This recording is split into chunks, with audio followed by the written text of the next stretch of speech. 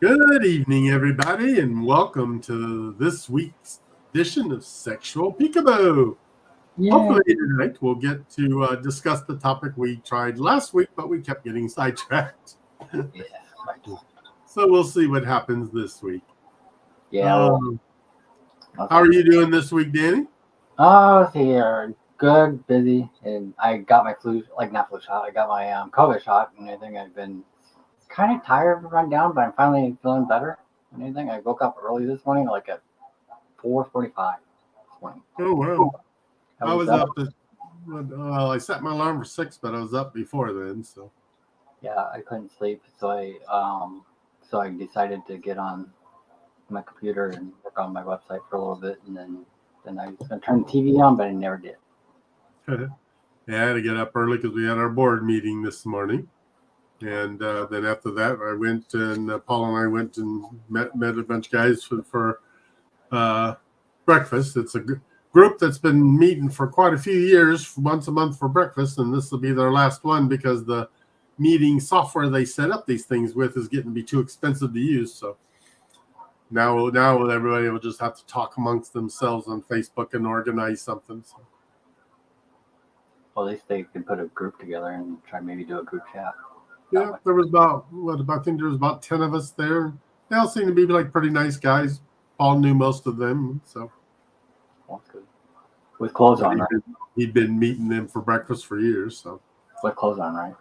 Oh yeah. This one was all clothed. It was in a public restaurant. So. Well, that's good. That's good. Sometimes you can go out the shirtless if you wanted to. Oh, that's funny. When I was packing for the cruise tonight, speaking of which, I'm proud of myself. I packed for a whole week in one bag and a carry-on, and the carry-on has a lot of room in it because there's not much in it except a pair of shoes and a few little odds and ends electrical stuff. So. And I told him not to forget his toys. He's like, "Oh, that's right." Yeah, I can't forget the toys. Yep. But where was I going with this before I went and got sidetracked there? Huh. I can't remember now. Oh well.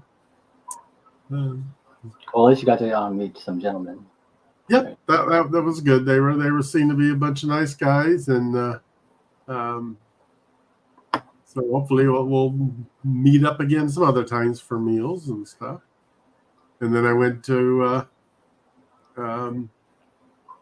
they just came home and did the last little laundry and got ready to start packing. But before I got packed, I had a visitor, so we spent many hours. Conversing, let's say. Did you have a special when you messaged me last night? Did your special visitors show up? Last night? Yes. You has kids? I don't think I had anybody last night. Starts with a T. Not last night.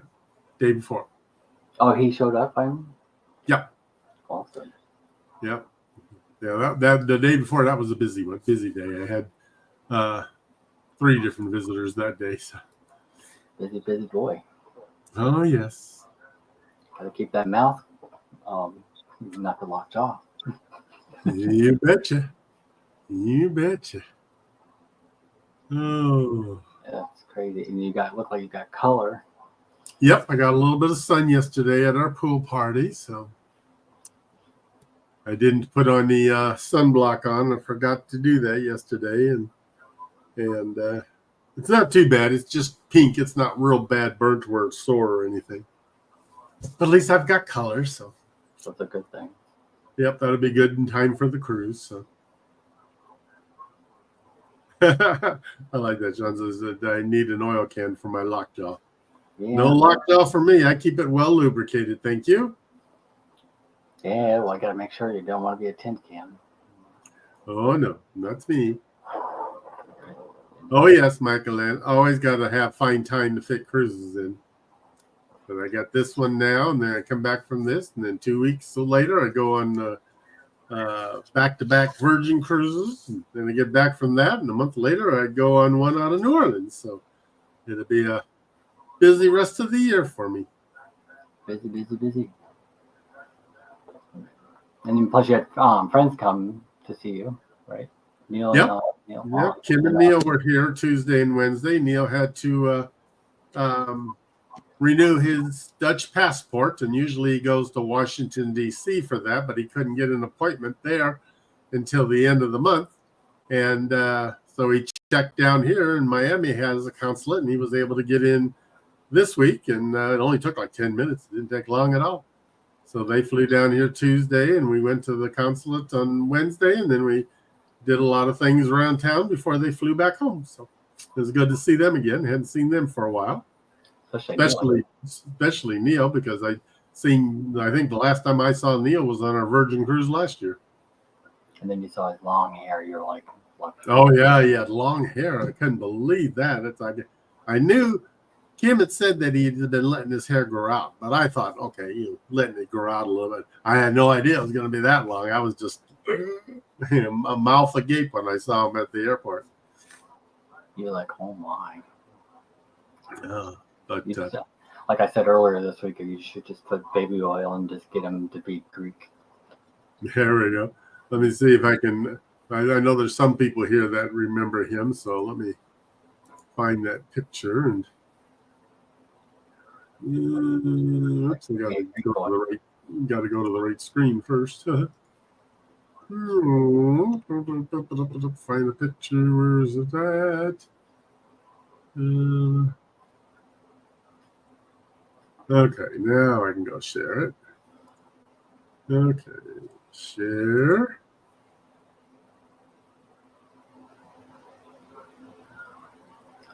Like my husband says, he knows Neil and Kim.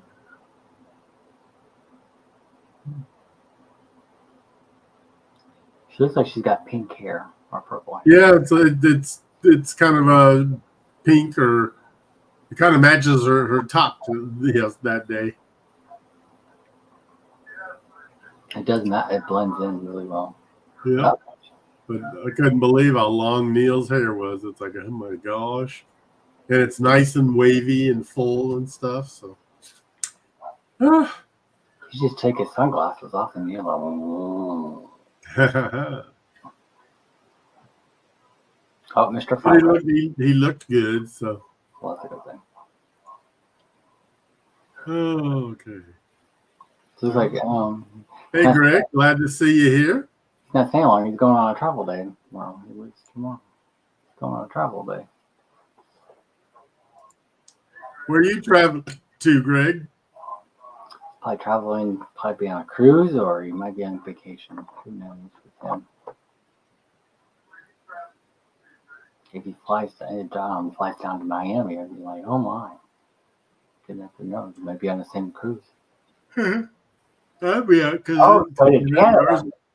I know a few people on this cruise. Najuma Brown will be on this cruise, and Robert Graham from Sailing on the High Seas Traveling.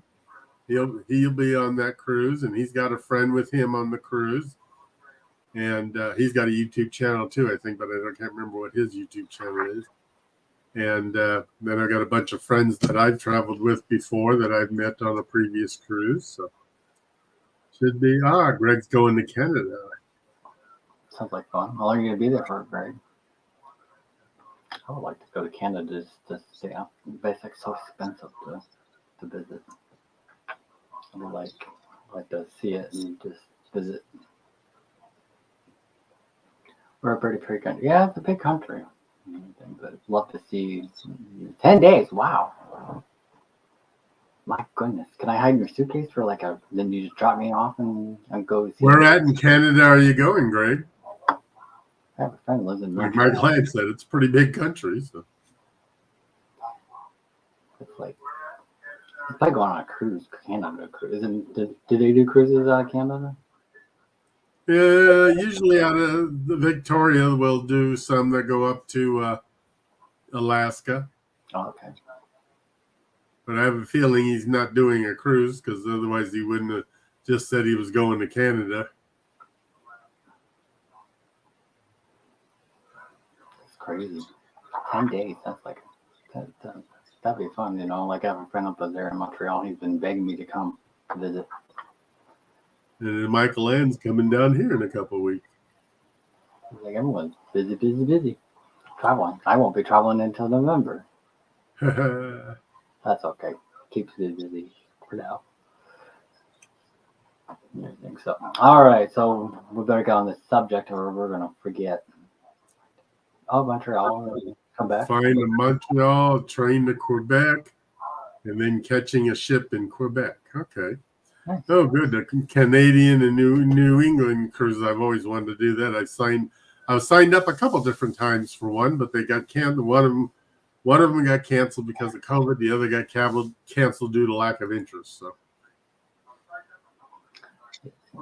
I was like, Michael Ann's going to Michigan in September, and then Prairie in September, and then Welcome to the U.S. ahead of time, Michael Ann. just run if the security guards get you. Just run. Don't run because they'll chase you down. So this subject this week we are going to be talking about basically about discussion and everything, how people fight in relationships or friends relationships and all that. So it's like, how can people, can it make it break it, or can you deal with it and work forward? That's the hardest part. Some people can work through it and some people can't. And I'm a firm believer in plenty of communication. So hopefully the disagreements aren't fights, and hopefully they don't fester into bigger problems. And I'm also a firm believer in you don't go to bed angry. Yes, that's So what you resolve it before you go to bed. before you put your head on the pillow, and you just sometimes you just if you can't work it out that night, just remember early morning before, because you never know what happens. But if it's bad enough that you can't work it out, at least maybe you can should come to some kind of an agreement, of a plan of action or something, instead of just leaving it hanging untaken care of anyway. Yeah, because sometimes you get angry with your friends or your spouse or your significant other, but you just gotta work through it. And I think it could be healthy. Yeah, see here, can be healthy disagreements as long as they're good communication. Yes, I agree. Most definitely. And everything. And that's the way they should be. And there's no need to have full-blown, knock down, drag out fights and heated arguments, because heated arguments don't get to anything. And if you're going that direction, it's the best thing to do is try to find a way to detour that quickly, because that doesn't ever resolve anything. So exactly, especially I have a lot of friends like from junior high to high school. Some are still together and some are not because they have children.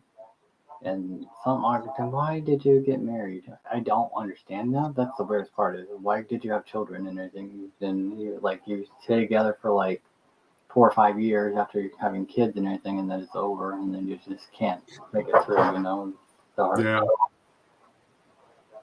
And it's like my parents. They stayed together for years, and it was mainly for the benefit of us kids.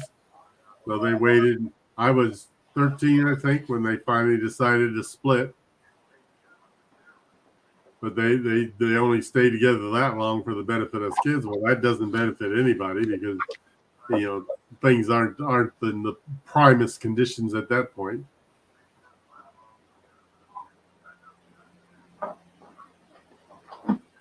I was reading.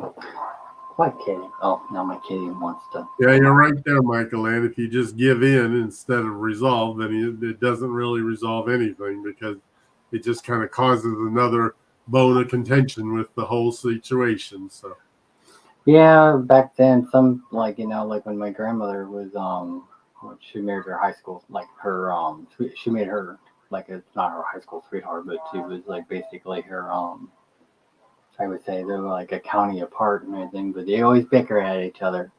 They bickered and everything. The first 6 months, she thought she was going to kill him. Yeah. hey, Chloe. Oh, come here. There. Oh, jeez. Is that better? Do you want to say hi? Can I say hi, everyone? Please say hi, tail. Okay. But no, my grandmother basically, she said she wanted to kill my grandfather the first year she was married to him. Because she couldn't handle it. Because she was a good boyfriend and everything. When we got married, it was a different story. She said. The first 6 months was brutal. She said it was just like I wanted to kill him all the time and everything. And she left him and everything. She went back home and everything and back to her dad's. And then her dad said, since you're married and everything, you have to handle this. I don't want you to get divorced and everything because you just got married 6 months ago. You have to learn how to compromise. That's what my grandmother told me. What my grandfather said, compromise one another and everything. So it just all depends, And so my grandma, because the hardest part is my grandmother and him drank and everything, because how they got into spats and everything, because they drank and everything, and they would argue or they would just get it over with and just done with, and they would do the boom boom, and it's like, okay, we'll work through it. And if they were together for like 11 years and everything until he died. So Yeah, my mom and dad had a lot of disagreements, but they didn't have too many really scary fights of any sorts. And usually it was over, because dad would be drunk or something, and that would start their discussions. And I remember one time, dad was never physical, but I remember one time, I don't know if he pushed mom or what, but mom tripped over a high chair, and it kind of, I think she like sprained her ankle or something like that, and that kind of killed the argument pretty quickly then. And dad was, sorry that, she had been hurt. And I remember the next day he took us out and we went to a bakery, got some stuff, got all kinds of stuff, but he got from mom, but he wanted us to give it to her as if it was from us instead of from him. So we gave it to her, but then we said, it's really from dad, but he didn't want you to know. I was always trying to play matchmaker or referee between the two of them. that's the hardest part is, like some people can make it through, but, like I've been in a relationship almost 21 years next month and everything. And it's like, the first beginning of the relationship, it was rocky and everything. We fought all the time and everything. I wanted to snap his head off and everything. And it's like, I'm bored. Now it's like, after that, it's like, okay, we got to work forward, or we just like, this is my longest relationship ever in my life, 21 years. And it's like, okay, do I discuss or do I move on and find someone else who I can discuss with, like fight with or not? But at the same time, I didn't want to miss out on things, adventures. Because people. Well, at least it worked out because you've made it this far. So. Exactly, because people don't nowadays just wanted to anything. Can't realize I was right most of the time. Can't realize I was right most of the time. Yeah, okay. Yeah, well, the problem is after, that's the funny part is like I'm right on him, he's right on me. So that's the hard part, like how we grew each other and everything. Because like when I know something is up and everything, I'll tell him like you can't go because it's something you shouldn't go do. He didn't listen. Did he listen? No. But he realizes he should have. It's like I should have listened to you. When he knows me, he should. Yeah, it's like I have to listen to him. It's like it's like growing. But like it's funny. My great aunt and uncle have been married over 50 years and everything. It's those two are a good example and everything. They fight like cats and dogs and everything, but they don't like fight like bicker. They just bicker at each other because yeah. Some people that's the way they like life to be. So yeah, they just go back and forth at each other, and that's what makes them happy. Yeah, it's so funny because it was so funny. Like my Uncle Bob, we were in Boston for my family reunion and everything. My Uncle Bob wanted a bite of the lobster roll and everything. And he nudges me and everything in the arm. He says, "I bet you anything, Dan, I won't get a bite of that." And then my uncle had the soup and everything, like clam chowder soup and everything. And then my aunt ate the whole lobster roll and everything. And he said, "See, told you." And she's like, "What are you talking about, John?" That's my uncle's real name, but I called him Uncle Bob because that's John Robert is his real name. But he's like, "Nothing, dear." He's like, "What are you talking?" She's like, and she snaps a little bit, and he's like, "What are you talking about?" It's like, I told him basically, like, I would not get a bite of that lobster roll and everything. I don't want to bite of that lobster roll. Did I get a bite? No, I didn't. He's like, oh, I didn't know you wanted a bite. She's like, so you don't listen. And it's like, then they bicker at each other and everything, but they still love each other. And he's like, Oh yeah. and it's Yeah, like, just because people bicker at each other doesn't mean they don't love each other. Sometimes that's where people are happy, because when you take away the bickering, they don't know how to communicate. yeah, that's the hardest part. It's like,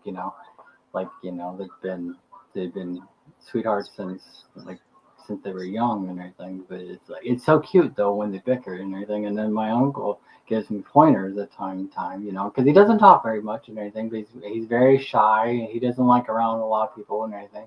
He's just not a people person. But with me, it's different because he likes to give me the like he has to be a referee to my to their kids and everything, and he has to, because they fight all the time and everything. And then my aunt doesn't like to leave it alone. She likes to rehash it, and she doesn't drop it. And so my uncle has to be the referee. That can be rough when somebody just keeps opening the wound. Yeah, and my aunt won't let it go until she gets the point across.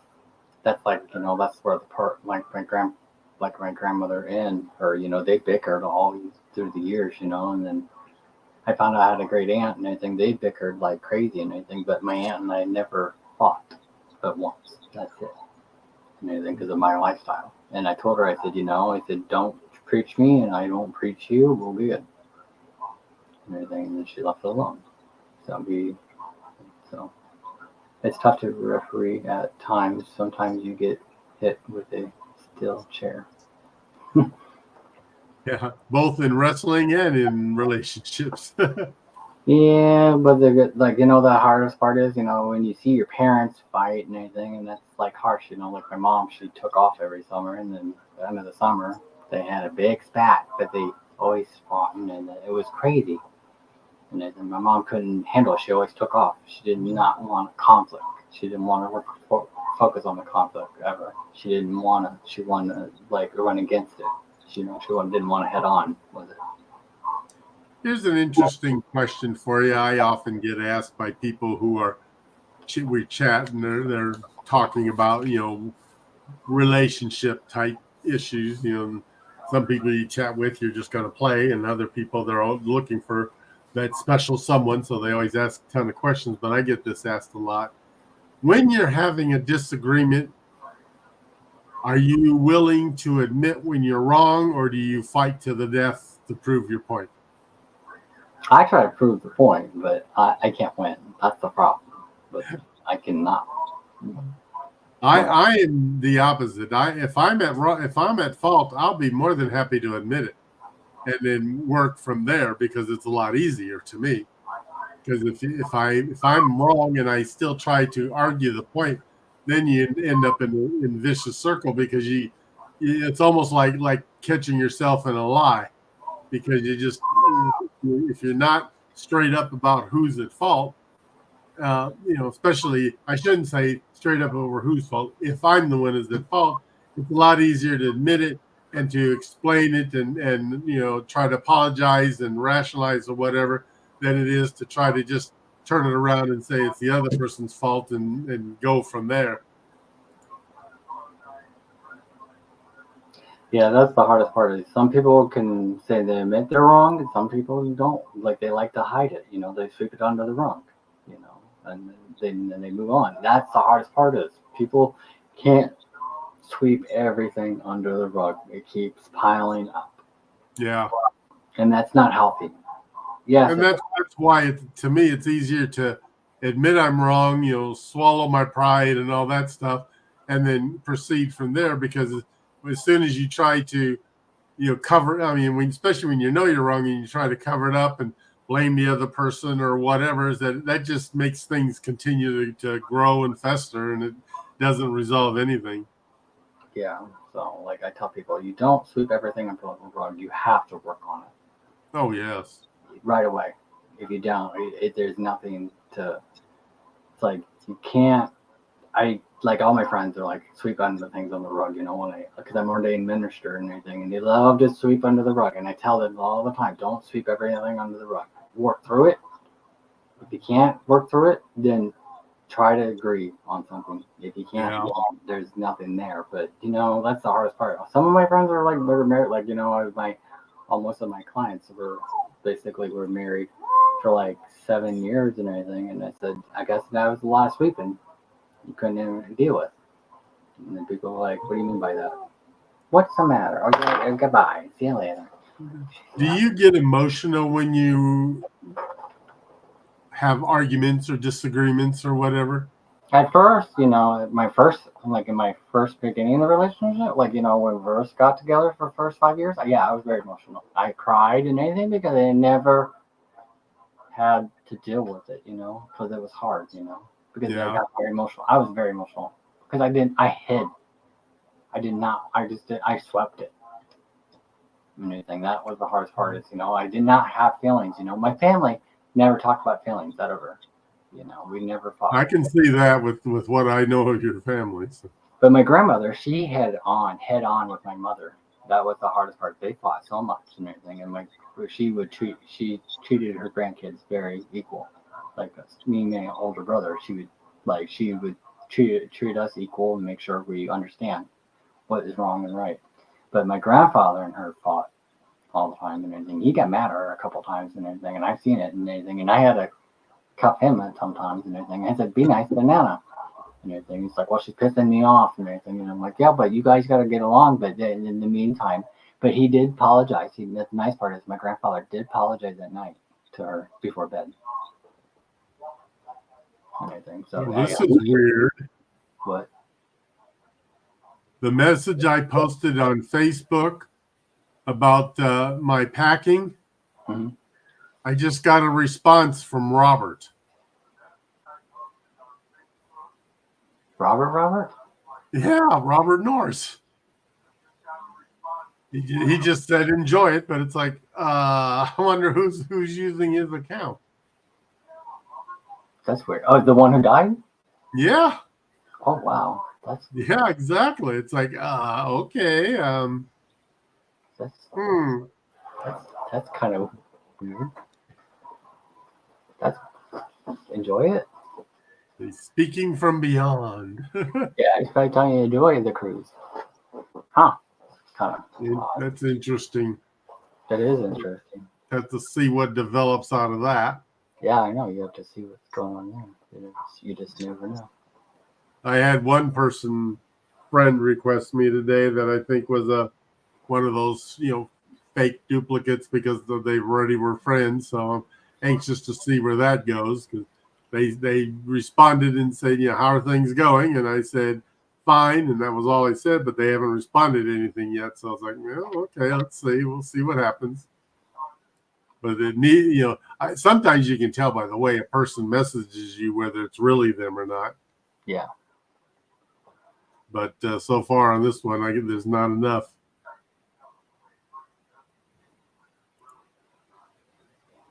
Yeah, it sounds like this. It's my fault. It's never my fault. I'll admit when I'm wrong, which is almost never. He is. Yeah, well, he doesn't like the. He doesn't like the. It's like frustrating, but it's okay. Anything. So Michael answers, my family's never talked about expressed feelings, and that was learning experiences for me after I learned left home. Yeah, that's the hardest part. Families don't depends on how you grow up. It's like depending on how you grow up and everything, and it's like this is like for me, it's a learning curve. Because I idolize my great aunt because she's been married for so many years. And yeah, she has kids who are all grown up and everything, but they have their shit together, They actually get along, like my cousin Todd, he and his family are like the white picket fence, but they do work really hard for what they do. And I think they didn't bicker at each other and anything. They actually got along. They actually had dinner. You can actually sit around and talk in the family. That was normal. With my family, we bickered at dinner table. We just bickered, or we would just things were just, it was just certain things were not right, and it was it's a curveball, for me. It was a curveball. Again, my family's crazy. I know they're crazy. I tend to get very emotional when I argue or discuss, or however you want to call it, especially if I know I'm the one who's wrong, because then I feel bad for being wrong, and I tend to get very emotional about that, and I'll be the one that'll start crying sometimes. And now, your late wife, did you guys have arguments, Dewey? We did not have too many arguments. We had some discussions, but not that many. But and usually because we talk things out quickly. I can only remember one or two where they were pretty heated discussions, but we still got them resolved before going to bed at night. We never let things drag on. And sometimes, some arguments, it's hard to find a solution to, depending on what the topic is. And I can't even remember now what some of them were, but I do remember having a couple where we just kept butting heads because we were both pretty stubborn people. I can be stubborn at times, the hardest part is I can be very stubborn.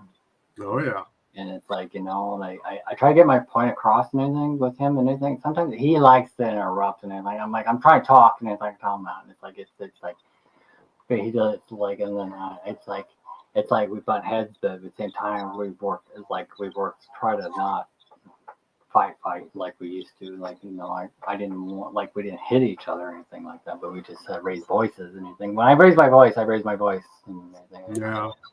That's the hardest part is, And that's one thing about me, is I'm not a physical person.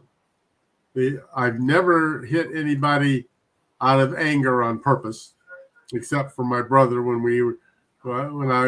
after I got my first divorce and I moved back home, and he had been the man of the house while I was moved out. Well, now I come back and he felt kind of challenged and stuff. So we had a little, we were painting the house that summer, and we just had an good old fashioned paintbrush fight, slapping each other with paint like it's a bunch of silly kids.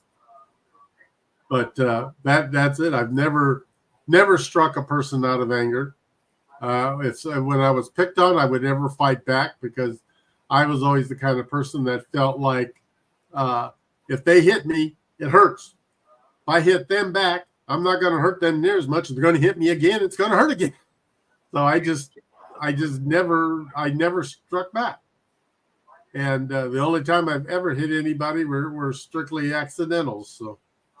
Yeah, the hardest part is my ex hit me a couple times, and it's because we fought so hard, because we couldn't resolve it and everything, and he thought I was doing something and I never did and everything. He would get jealous. That was the hardest part is, that's the hardest part is never get jealous from one another and everything. Try to go, you just gotta, and that's the hardest part is, people just, I don't know how people can say I do and then they don't, and they get out.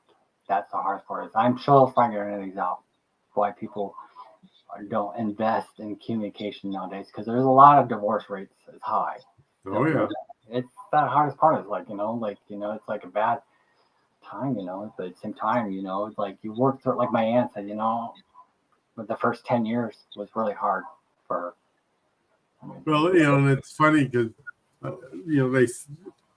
these days it almost makes you wonder why people even bother getting married, because 50% of marriages end in divorce, and you know how the other 50% ends? In death.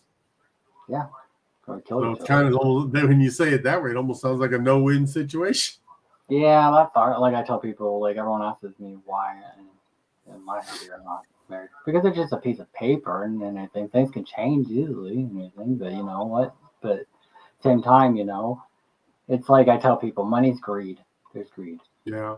Especially like drinking or money. That's the hardest part. Greed, being greedy, and or drinking. That can cause problems. That's where the majority is, from drinking too much or partying too much, or you just don't want to be home. You don't want to stay home. You just want to stay out and party. You're not like, yeah, I sleep next to you and everything, but the hard part is people are just greedy because they just want that money.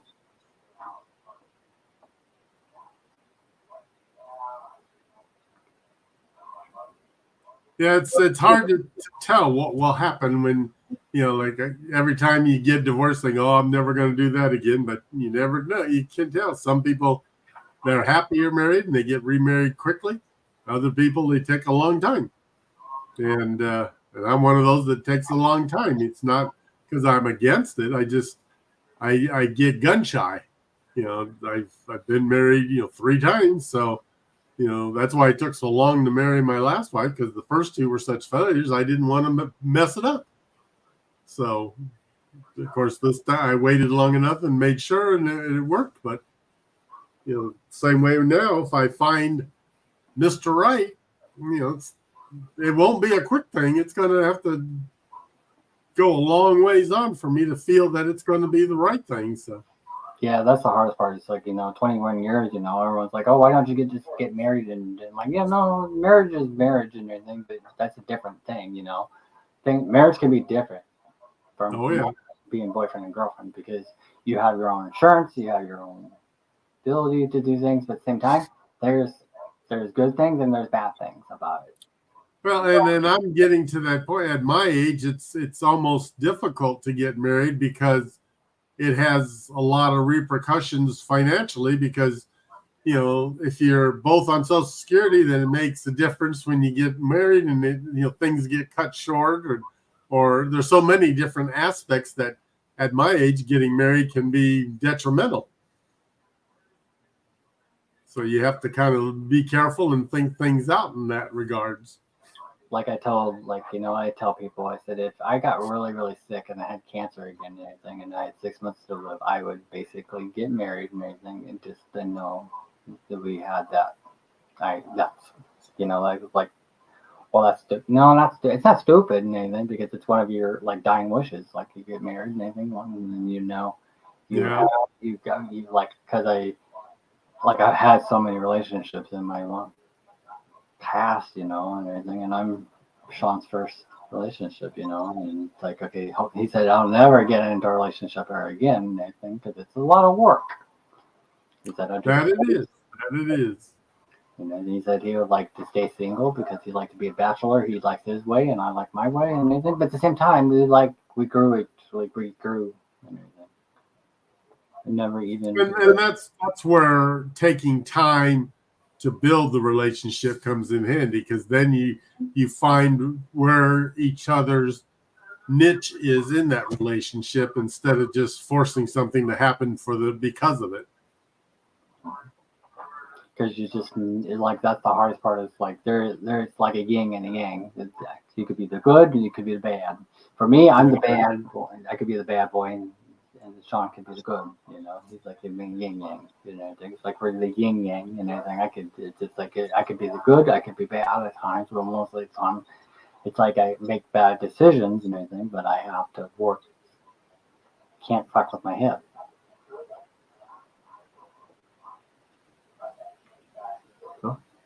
I don't know if Danny will ever be totally house trained.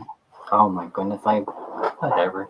I don't think he'll be ever house trained. That's the problem. I just take him out in the backyard, and like I bought all my tools, I'll just have to take him out. I have a shovel, I have a tarp, I have everything. Pretty much, I'll be like Jeffrey Dahmer, but I won't eat you. That's the problem.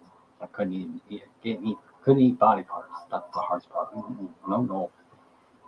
I just bury it. I can picture myself being in a relationship, but I don't know if it'll ever happen, because there's too many things about me now that I'm unsure of. So, for most of my life, I felt like I was a very monoganistic person. So the idea of having one person that you were attached to, in love with, whatever you want to call it, that was good. But now, as nice as that sounds, I don't know if I could limit myself to one person now. Yeah, because you probably would be like, oh my god, I gotta have different penises in my life. Yeah, I mean, and it's not just the sex part of it either. There's everybody's got something different, and I haven't met any one person yet that I really wanted to lock my life down with. I've met a lot of people that had traits that I liked, and I wouldn't mind, trying to build something with, but nothing that was, definitive, saying, "Oh, this is definitely the person I want to spend my life with." Someone's got And, to different people, there's different things you like, and it's like the person that came over tonight. Physically, it's great, but there ain't no way I could ever have a relationship with him, because he's got too many way out there views for me. Oh, so he's got too much baggage? Not so much baggage. He's got a very just his views on things are he's the kind of person. I mean, his views and my views don't jive at all.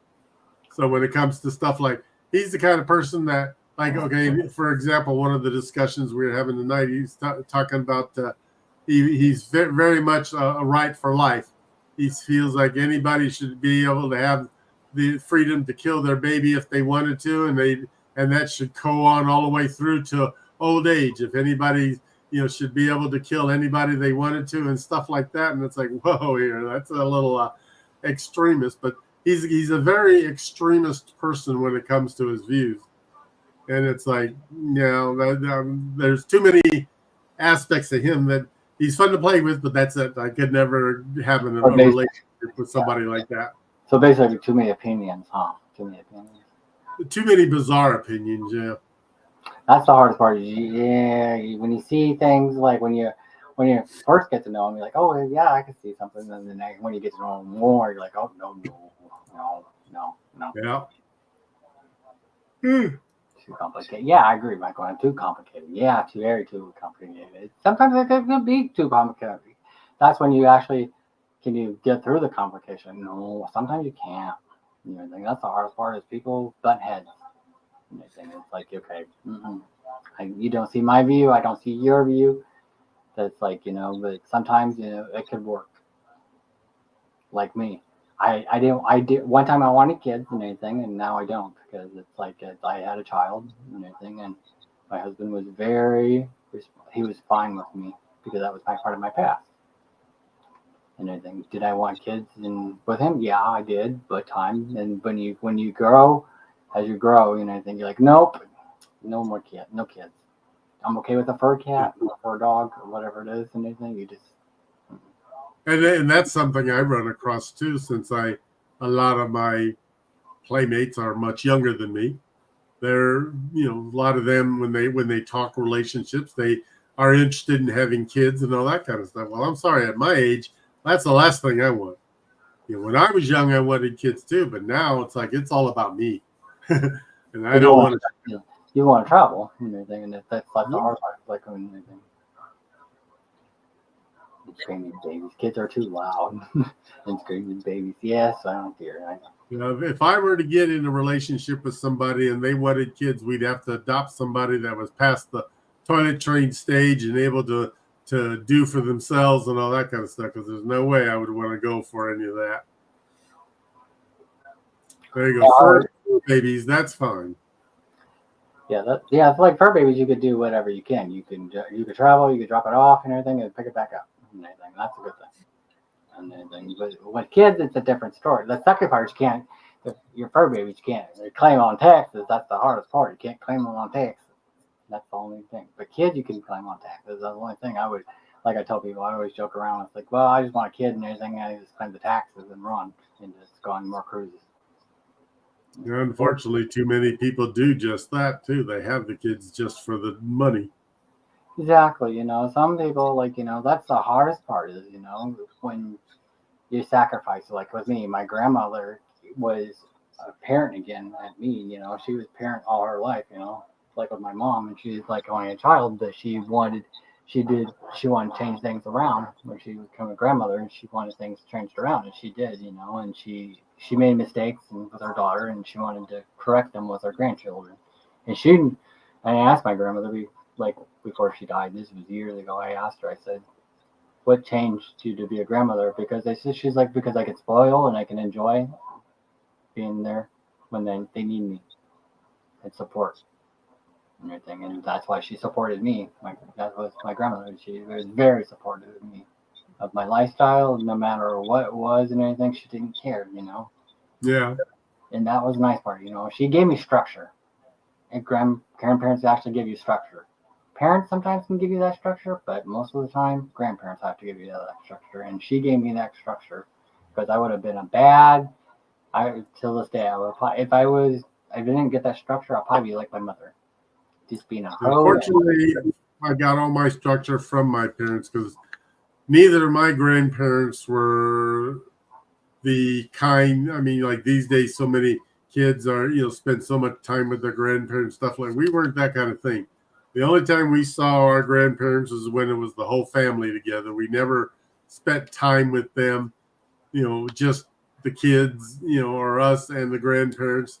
The only time I can think of that with anything like that was when we went out to California one time. I went to work with my grandpa. He was a janitor out at the Petty Officers Club on base. And so he took me to work with him one night. And that was about the only time I can remember spending any one-on-one time with any grandparent. And it just wasn't a thing that we did. So, so many kids now, they see the grandparents regularly. A lot of the grandparents have a hand in raising them or babysitting them or whatever. And it's like, that was never our lifestyle. So we learned everything from our parents, which is probably a good thing because, I know what my mom's parents were like, and she had a lousy childhood, but fortunately she didn't pass that on to us. And my dad's parents, I know, a little bit about what they were like. And so I'm kind of glad that my parents didn't carry on their traditions, as far as how they were raised to us. They actually, my mom at least pretty much did a good job. My dad, he can't too many stories of him and what he was like. So yeah, that's the hardest part is, sometimes parents could be good parents and some parents are not to be parents, that's the hardest part is, and that's when grandparents have to step in and it's like, hey, but it's just hard, some grandparents are like, that's just the hardest part, when I see grandparents saying, oh, I didn't want you and anything. I wanted to enjoy life with my second husband or first husband, or that's the hardest part is when you see that kind of thing. It pisses me off. oh yeah, that makes me mad because you got to step up and everything, be a grandparent and everything, figure out where you need to figure out because that's part of taking responsibility and everything. If a parent was gone and passed away and anything, that's the hardest part is, you got to step it up and everything. yeah. That's the hardest part is because your kids, you could lose your kids no matter what. You need to step it up and be there and everything because those kids can actually act out and get pregnant or a boy can get a girl pregnant. Yeah. Or just I always hate when parents get bitter about having kids. They hold their kids responsible for their miserable life and they can't do what they want and all this kind of stuff. It's like, well, it's not the kid's fault. You're the one that had the frigging kid. You're pointing the blame in the wrong direction. Hey, look who's here. Ronnie's here. Ronnie and Elma. Welcome to the discussion. We're talking about arguments and fights and disagreements and discussions and stuff and how healthy they are. But sometimes I tell people like with my grandmother, she was ready, and she told me she would have took me in a heartbeat, like no matter what. Where if I was gone and I would just, she would have changed things around, and that's when my grandfather changed his around. My step grandfather changed things around. That's the hardest part is, he was a drunk, but he said, when you came in my life and anything, and those grandkids came into my life and anything, I changed my life because I want them to be better than me because I don't want them. That's good that he was able to do that. Yeah, exactly. He saw his faults and everything, but that was the hardest part. He worked really hard and everything, and I saw that in my grandfather. He took care of my grandmother and everything, and he worked really hard. She was a stay-home mom, grandmother. She would. He made sure she had everything. He was taking care of her, That's the hardest part is, that's part of a grandparent. You see that idolized and everything, but sometimes you don't see that very often. Yeah. That's the hardest part. Is some people have to go and get a job. Both have to get a job and everything, and take care of their grandkids. But my grandmother, she was home all the time and everything. By the time I got off school, like in the morning, she was there. When I got out of school, she was there. And everything. She was always. I had no clue what she was doing during the day. I think she was like, I played hooky one time and everything. I figured out what she was doing. She was watching her soap operas during the day. That's the hard part. But she was cleaning the house and everything, or she was just sitting there watching TV, or she just, I don't know what the heck she was doing. You never know what grandparents do, you know? Like, I'm like, my grandma went to lunch with her lady friends all the time and everything, but it's like, oh my God. I'm like, no wonder why grandma kept herself busy and everything, but she always did something, you know? She did crafting, or she just cleaned the house, or did laundry, just to keep the house clean. That's what she learned. That's the hardest part is, you know, people have to learn things. Don't learn from your mistakes. That's how I tell people. Just learn as you grow. Okay, that's the hardest part. So are you ready for your cruise, Mr. Dewey? I am. I've been really looking forward to this one because of the friends that are on it, that both old and new. I've got, some friends that I've known for a while, and others that I've known online but haven't met in person. So Well, it'll be fun. I'm looking forward to it. and where are you going this week? This time we leave out of Miami, we go to San Juan and Amber Cove and Grand Turk. Oh, my favorites. I would go to San Juan. I'm looking forward to San Juan. I hope I stay in the right frame of mind, unlike the last time we were there, because I really want to go to the cemetery over by the fort and look at all the old monuments there and stuff like that. So you see what color the oldest one is out there, you know? You just want to see. Yeah.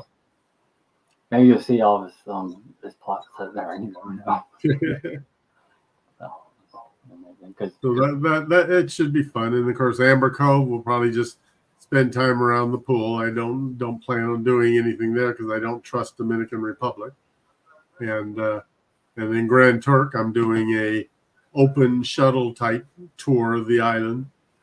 Cool. So it's not a big deal, and it's not expensive, but it'll give me a chance to explore it a little bit. So. Then you see some hot guys with their shirts off. You're like, "Hello, scream at them." Oh, there you go. You never can tell. You say, "How you doing?" I'll take two of them. They're small. It's like, I'm on this ship. Just come aboard, and it's coming behind my pocket. That's all I say. Oh, that's one thing I'll have to make sure to take care of too when I get on the ship is go by the. Well, I got to go by the spa anyway when I get on the ship. So I have to find out if they have co-ed spa or co-ed saunas, or if they have separate male and female saunas. There you go. Then you could just relax and observe. Yes, we know how you can relax in those. So sometimes you see a lot going on, and sometimes you just want to walk back out, and you're like, oh, gotta go. Yep. Things like you just never know. Like when I went on that one, I caught a cold and everything, and I had to go into the sauna and everything, and I had to breathe and just get to make my lungs to be okay. Bring the oil can on. You gotta bring your oil can. Yeah, I'll try to keep things well lubricated. That's for sure. Hey, Daddy. Hey, Alma. Hey, Daddy. She says, "Hey, Daddy." Oh my God, that's so funny. That's funny. Oh, Miss Alma, you're too funny. Oh, he says Daddy-O. We still have Daddy-O from last week. This week, I didn't give him a nickname at all. I didn't give you. I gave you Daddy-O last week. Now I didn't give you a nickname this week. Well, I still got it up here for Daddy-O this week, so we'll just call you See You Next Tuesday. How about that? Just kidding. And one thing I'm looking forward to, I do like this ship. I was on this ship with Papa Mozo and his wife just before he died, and it was fun. And I love the piano bar on this ship, and it's got a lot of nice traits about it that I like. So it'll be anxious to see how much of it I recall when I get on the ship, and also, if I have any sad memories because that when I was with Papa Mozo and he wasn't doing all. Every other day he was having good days and bad days. So. Oh, we can call you Hoover. Oh yes. Or we definitely earned that name. Or we can call him a robot vacuum. He just goes into every room and everything and sucks this corner and that corner. Yeah. Especially yesterday at that pool party. Whew. Was there a lot of men? Oh yes. And a lot of them saw what I did and were kind of anxious to get their turn. So. And how many did you have, Mr. Dewey? Let's see. I had 3 different ones yesterday. Oh, good for you. That's good. You're like, can I call me? Okay. How you doing? Thank you. Anyone getting naked tonight? Not until I go to bed. And I'll probably be alone. There's no guests planned yet for this evening. So, in honor of Larry, banana cleaner. Oh my God, he's probably banana cleaning right now. They're on their way to New Mexico today. Yep, and they had a stop. I saw they were stopping for the night, and they're still in Canada, I think. And they should be in New Mexico in a few days. Yep, they should. I think. They left today, but it takes them almost as long to get to Vancouver as it does to for the rest of the trip because they have, the ferries only run so long, and so they got to wait for when the ferry's available and all that. So that's a big part of their trip is just getting out of Canada. And I was like, "Are we there yet?" Nope, not yet. That's like crazy. All right, you guys. Dewey has to get to bed in the next hour, and and I don't want to keep him up all night and everything. So we're like an hour. Yeah, my ride will be here at 9:30 tomorrow morning, so I got to have everything done and ready by then. Don't pack your toys, your poppers, your loop. Yep, I'll do that tonight before I forget because my big bag is already sitting by the front door. So anything I need last minute is going to go into the little bag. So. Oh, have a great cruise, Sean says. Have a great cruise, dude. I will. I know it should be a lot of fun, and even at its worst, it'll be more fun than sitting home. Exactly. You'll get out of the house and everything, and do some exercise and do a walk-in. Yes, and I think I'll be in good spirits on this one. Of course, I thought I was on ours. I don't know why I was in such sour moods on that last cruise that we all did. So. Yes, and then you'll be back next Sunday, right? Yep, I'll be back home next Sunday. So next Saturday there won't be any show. Nope. And then the 21st, there will be a show. We haven't decided. I have to come up with an idea, and I'll write it down because I'm sure you have internet, right, Dewey? Yep. Okay, so I can message you. Yeah, I'll have internet on this cruise. So. And then the 28th, we actually have a couple of guests coming on the 28th and everything.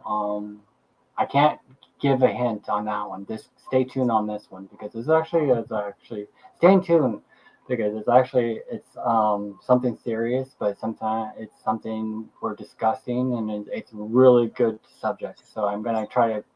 Yeah, it should be a good show. Yeah, on the 28th and everything because we have 2 people coming on the show. I'm hoping to have a little bit more, but I have to do some. When Dewey's on vacation, I have to do some of my homework and everything because I have to interview a couple of people and everything and. For this the 20th show and everything because I really want people to understand what's going on in this world and everything. So people and everything. So especially this is going to be a wake up call for people, and it's like, okay, this is not no joke. This is something serious, and it's something you guys got to understand. So okay. Anyways, all right, you guys have a safe night. On a Saturday, and it's 10 o'clock, and it's like perfect timing. Yep, and 11 o'clock here on the Eastern time zone. So still plenty of time for anybody to have parties and have a little date nights if you need. And I want to thank everybody for spending time with us. And we'll see you in a couple of weeks. Bye for now. Good night, everybody. Good night.